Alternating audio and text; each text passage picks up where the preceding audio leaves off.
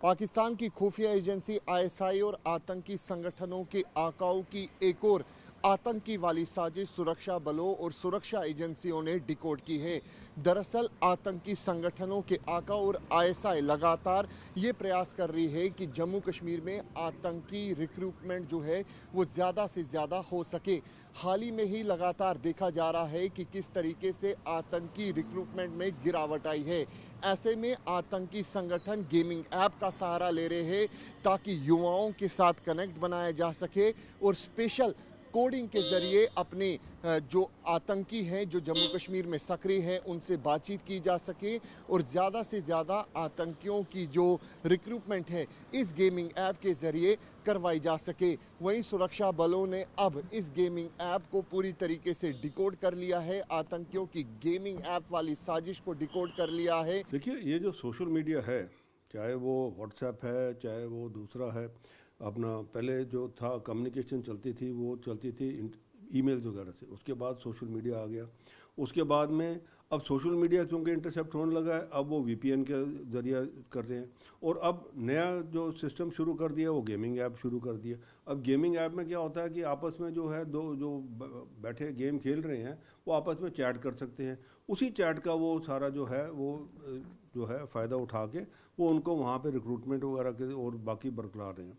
अब इसके लिए सबसे बड़ी चुनौती ये है कि वो उन गेमिंग ऐप्स के बीच में चैट कैसे पता लगे, क्योंकि ये जो लोग हैं ये वीपीएन का जो वर्चुअल प्राइवेट नेटवर्क जो है उसका इस्तेमाल करके कर रहे हैं, जो बड़ा मुश्किल होता है उसको पता लगाना कि कहाँ से है। इसके अलावा जो है ये जो जब ये वीपीएन का इस्तेमाल करते हैं तो आपस में जो बातचीत चल रही है ना तो वो रिकॉर्ड होती है कहीं और ना ही कहीं उसका पता चलता है।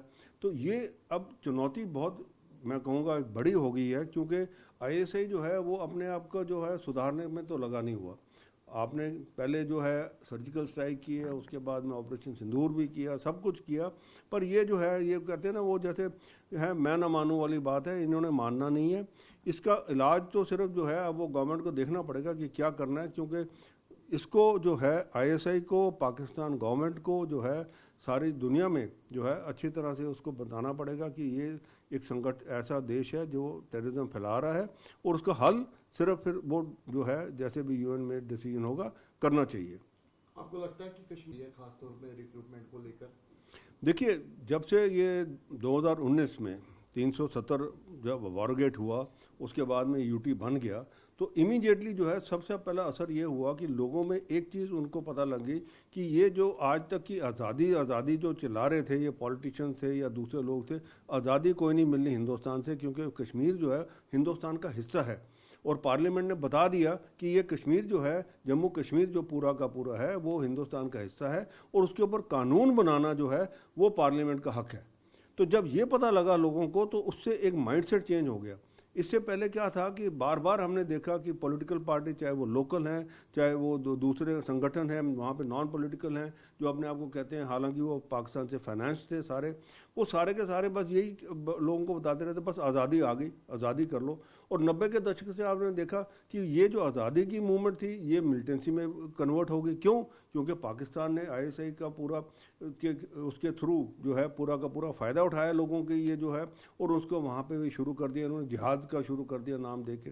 पर जब 2019 का जब आर्टिकल 370 अबॉर्गेट हुआ, ये यूटी बन गया, तब लोगों को एक पूरा का पूरा उनको यकीन हो गया कि नहीं, कोई आज़ादी नहीं मिलनी, कोई कुछ नहीं मिलना, हम हिंदुस्तानी हैं। और ये जितने अभी तक हमें पॉलिटिशियन बता रहे थे या ये संगठन बता रहे थे, ये सारे के सारे हमें बरकरार रहे थे, हमारे बच्चों को मरवा रहे थे। अब आप देखिए बच्चे जो हैं कितने स्टार्टअप शुरू हो गए हैं कश्मीर घाटी के अंदर, जो पहले जो बंदूकें थी आज वो लैपटॉप उठा के चल रहे हैं। तो ये चीज़ होती है कि जब एक मैं कहूँगा स्टेट के अंदर या देश के अंदर जब गवर्नमेंट पूरा का पूरा अपना एक जो इख्तियार जो करती है, तो ये उसके बाद में माइंडसेट जो है लोगों का चेंज होता है। और अब माइंडसेट पूरा चेंज हो गया है। लोग अपने बच्चों को कहते हैं आप पढ़ो, लिखो और नौकरियां करो या स्टार्टअप करके अपना बिजनेस करो, कुछ भी करो, पर ये आज़ादी और ये जो जिहाद वगैरह का है ये कुछ नहीं होना यहाँ पे, इसका कोई फ़ायदा नहीं। इसीलिए रिक्रूटमेंट जो है वो बिल्कुल ज़ीरो हो गई है। जो थोड़े बहुत बचे हैं अभी अंडरग्राउंड ओवरग्राउंड वर्कर जो पुराने बचे हैं जिन्होंने पैसे पूसे लिए हुए थे, वो भी एनआईए उनको धरपकड़ कर रही है मनी ट्रेल से, और आप जल्दी देखेंगे कश्मीर घाटी जो है वो टेररिज्म फ्री हो जाएगा। आपको बता दें कि जम्मू कश्मीर में लगातार आतंक के खिलाफ महा ऑपरेशन भी चलाए जा रहे हैं। माना जा रहा है कि ज़्यादातर आतंकी जो हैं वो एफटी हैं और सुरक्षा बलों की तरफ से आतंक के खिलाफ महा ऑपरेशन चलाया जा रहा है ताकि जम्मू कश्मीर में जितने भी आतंकी सक्रिय हैं उनको जल्द से जल्द न्यूट्रलाइज किया जा सके। कैमरा पर्सन अनुदीप शर्मा के साथ अंकित भट्ट, TV9 भारतवर्ष के लिए।